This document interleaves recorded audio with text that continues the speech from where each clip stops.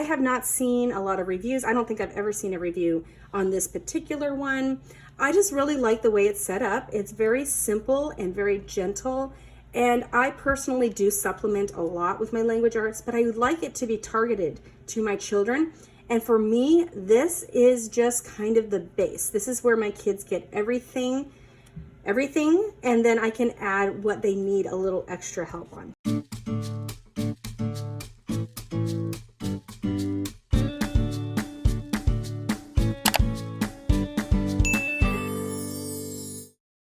Hi friends, welcome back to Calm in the Chaos Homeschool. If you're new here, my name is Davine and I homeschool 4 kids ages 10, 11, 12, and 14.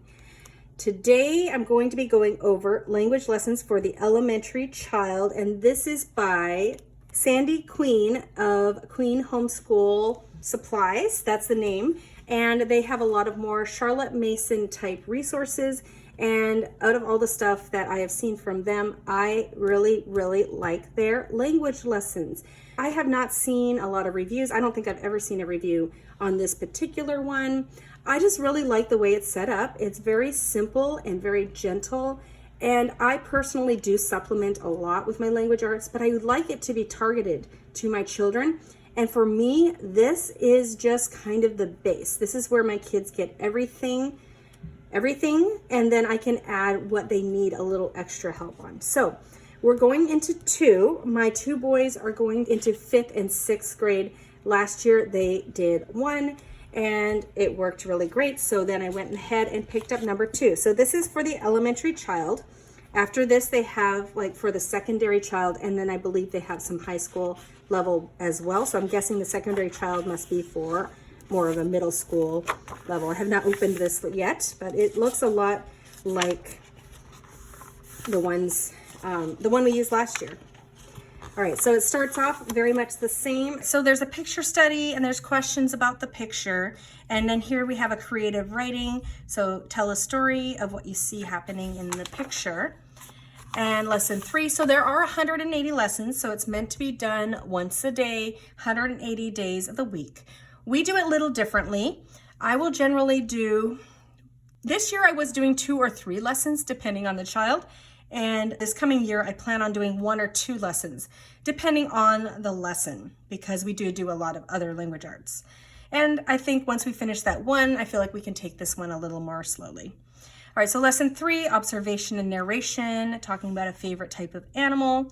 Lessons 4 through 9 is just some copy work. So very Charlotte Mason. So they're copying. So this is one lesson, another lesson. So this is each one lesson here. So lessons 4 through 9. My kids don't love writing, so that's when I would assign 1 lesson versus 2 lessons if it was something else. All right, so copy work till there. I will say one of my complaints about these books is they don't give enough space for one of my children. He writes pretty large, but not crazy large, and he often does not have enough space to write. So that is one issue that I have found with these books, but he's managing. He does need to learn how to write a little smaller, but it would be nice if we had a few extra lines for each of these. All right, so lesson 10, read over the poem, tell about each of the 3 hills. We have stanzas, so poetry stanzas, talking about poetry, and then they're going to be doing some limericks, so learning about limericks. So there's a few lessons on that.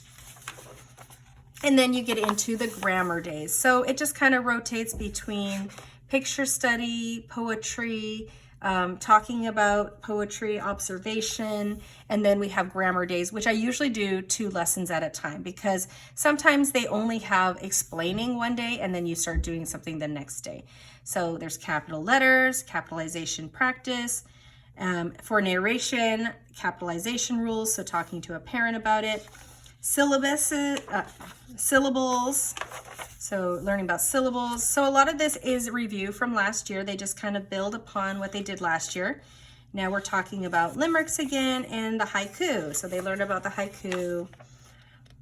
So there's more about the haiku, and then we have subject and predicate of the sentence, complete and incomplete sentences, adding subjects, complete sentences, punctuation marks, proper punctuation of sentences, punctuation practice, capitalization and punctuation practice, picture study and narration, and then that is part of this new section here.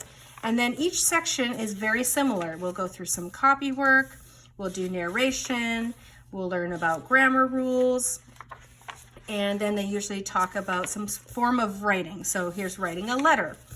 And last time it was poetry, right? So we have writing a letter, addressing the envelope, abbreviations. So very kind of natural way to move from one thing to the other. And I would just say there's some breaks in the middle, and you just kind of go through that pattern of narration, copy work. Oh, what's this? Looks like creative writing. So you're writing a story, more copy work.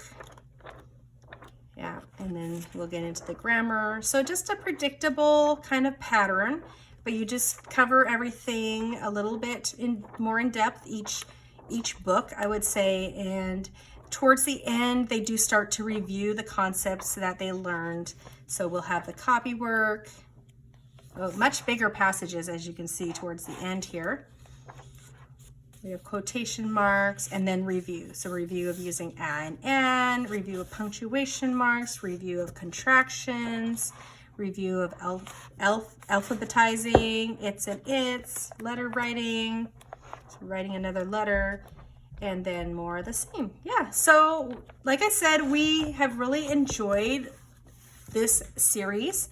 I don't know if we'll be doing it again next year. Maybe at that point I'll just be doing all the different specifics, but I really do like it. If you're looking for a base for your language arts and you just want to make sure that you're covering everything, but you don't need to cover anything too specific or too detailed, this is a great choice.